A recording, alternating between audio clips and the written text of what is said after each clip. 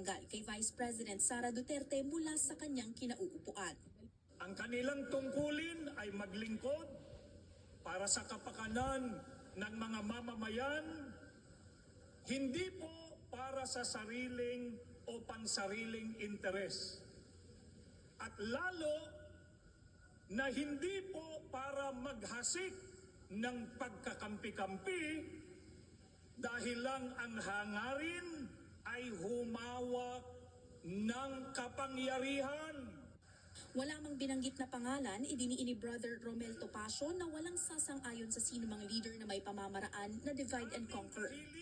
Mag-uudyok sila ng mga pag-aaway-away para magawa po nila na agawin ang kapangyarihan at sila ang mapuesto sa poder. Hindi po ba ang tama ay pagsikapang malunasan ito at magkasundo-sundo alang-alang sa bayan? Dumalo rin sa pagtitipon ng ilang mga senador, gobernador, alkalde at maging mga leader ng mga political party, pawang mga kandidato sa darating na halalan. Pero pare-parehong iginigiit na hindi sila pumunta dito para mamulitika.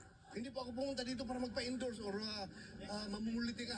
Pumunta ako dito para ipakita ko yung pagkikiisa ko sa ating mga kababayan. I am for peace. Ibig sabihin, inihalal po ang ating presidente, inihalal po ang ating vice-presidente. So, ine-expect ng taong bayan na sa loob ng 6 na taon, magtrabaho po sila para sa kapakanan ng mga kababayan nating mahirap. Tutol naman si Senador Robin Padilla sa anumang impeachment complaint laban sa pangalawang Pangulo. Napaka-plastic ko naman kung sasabihin ko po sa inyo pag yan ay umakyat sa Senado, eh mag-iisip pa kayo kung ano yung boboto ko. So you will vote a no for impeachment? Definitely. Ngayon pa lang po, alam nyo na. President Sara Duterte sa Iglesia ni Cristo sa pag-oorganisa ng pagtitipon para sa kapayapaan. Ito ay isang makapangyarihang pagpapakita ng pagkakaisa at pananampalataya na ang tanging hangad lamang ay kapayapaan tungo sa kaunlaran ng ating bansa. Sa gitna ng tumataas na presyo ng bilihin, kahirapan, at iba pang suliranin, ang isang mapayapa at nagkakaisang Pilipinas ay hindi kailanman matitinag at paulit-ulit na aahon sa gitna ng hamon ng panahon.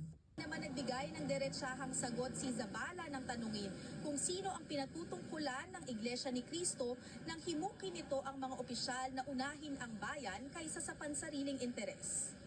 Kung sino ang sa tingin nila ay sila iyon, ay sana lahat tayo, bumalik lang tayo doon sa pagpapatawaran, sa pagkakaisa, sa awa sa isa't isa, sapagkat may mas malaking konteksto, may mas mabigat na suliranin na yun ang talagang dapat na inuuna, lalo na ng mga inihalal natin.